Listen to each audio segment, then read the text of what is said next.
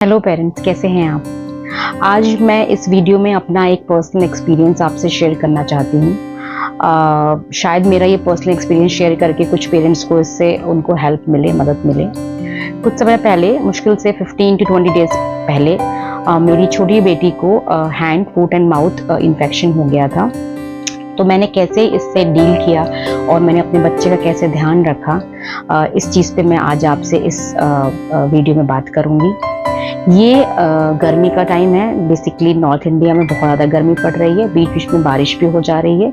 इन सब की वजह से कहीं ना कहीं एक वायरल इन्फेक्शन चल रहा है और ये बच्चे में इस टाइम ज़्यादा देखा जा रहा है, छोटे बच्चों में।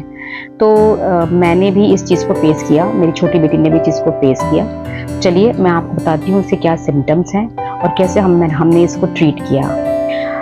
तो अगर आपको अपने बच्चे के फेस, माउथ के आसपास या उसके लिप्स के अंदर या उसके पाम पे या फिर उसके पैरों में कहीं भी आपको अगर रेड स्पॉट्स दिखाई दें, लाल दाने दिखाई देना शुरू हो जाएं, तो आप उस चीज़ को इग्नोर मत करिए। सबसे पहले जो सिम्टम आता है वो जो मेरी बेटी के अंदर आया, वो सिर्फ एक दिन का फीवर था और वो भी 100 तक ही गया था। इट्स नॉट कि बहुत ज़्यादा गया था फीवर, और नेक्स्ट डे उसे फीवर भी नहीं आया।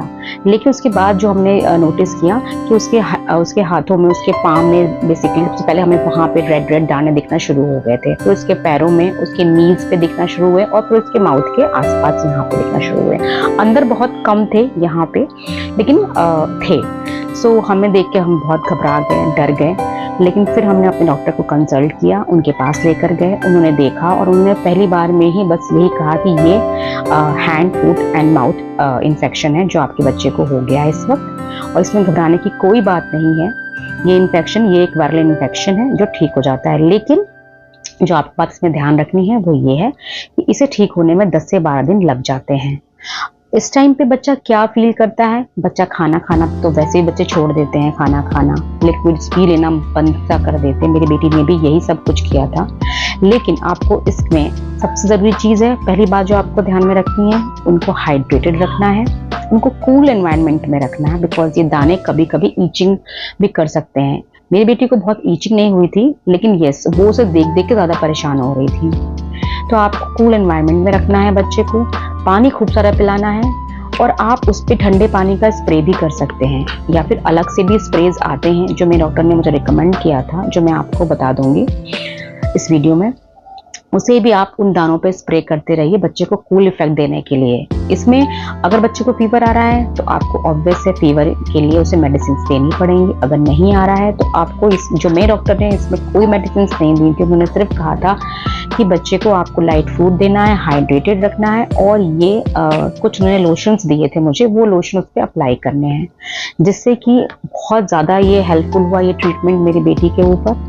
वो उस 3rd to 4th डे में ही इफेक्ट दिखना शुरू हो गया था, दाने बहुत धीरे धीरे रिड्यूस होना शुरू हो गए थे और 10 to 12 डेज में ऑलमोस्ट चले गए थे। स्पॉट्स रह जाते हैं, वो अभी भी उसके हैं, बट वो भी चले जाएंगे धीरे धीरे करके। उसमें बिल्कुल भी डरने की बात नहीं है, घबराने की चीज़ नहीं है ये चीज़। तो बस मुझे लगा कि, क्योंकि मैं कहीं ना कहीं डर गई थी, घबरा गई थी कि कहीं कुछ और तो नहीं है, बिकॉज हम पेरेंट्स डर जाते हैं और स्मॉल पॉक्स या चिकन पॉक्स कुछ और तो नहीं है। हमने नो डाउट हमने उससे सारे वैक्सीनेशंस करा रखे हैं, बट डॉक्टर को जब हमने विजिट किया, उन्होंने बोला घबराने की कोई ज़रूरत नहीं है। इसके सिम्टम्स ही ऐसे आते हैं कि पहले फीवर आता है, फिर आपको दाने दिखने लगते हैं, धीरे धीरे ये दाने पूरी बॉडी पे भी आ सकते हैं।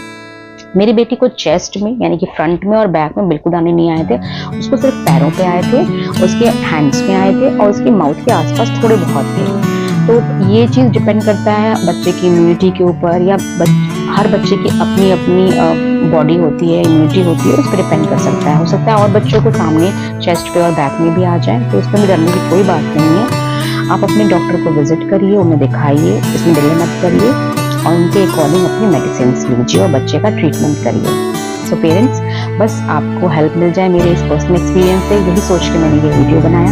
अगर आपको मेरा वीडियो थोड़ा भी हेल्पफुल लगा होगा तो प्लीज़ चैनल को लाइक करिएगा, सब्सक्राइब करिएगा और अपने एक्सपीरियंस शेयर भी करिएगा कमेंट में सेक्शन में। Thank you and take care of your kids.